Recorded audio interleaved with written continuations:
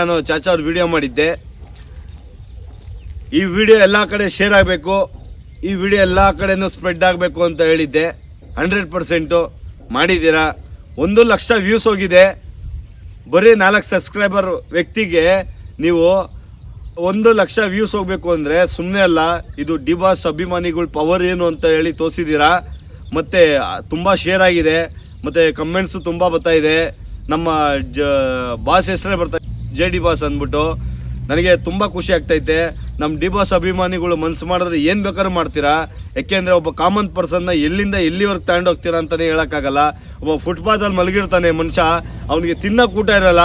ನಮ್ಮ D boss ಅಭಿಮಾನಿ ಅಂತ ಒಂದ್ಸಲಿ ಅವನು ಹೋಗಿ ಈ ತರ ನನಗೆ ಊಟ ತಿಂಡಿ ಇಲ್ಲ, ದಯವಿಟ್ಟು ನನಗೆ ಏನಾದ್ರು ಹೆಲ್ಪ್ ಮಾಡಿ ಅಂತ ಹೇಳಿ ಒಂದೇ ಹೆಲ್ಪಿಂಗ್ ವಿಡಿಯೋ ಹಾಕಿದ್ರೆ ಸಾಕು, ಕೂತಿದ್ದ ಜಾಗದಲ್ಲಿ ಆಫೀಸ್ ಓಪನ್ ಮಾಡ್ಬೋದು. ಆ ರೇಂಜಲ್ಲಿ ಬೆಳೆಸ್ತಾರೆ ನಮ್ಮ ಡಿ ಬಾಸ್ ಅಭಿಮಾನಿಗಳು ಎಲ್ಲಾರು.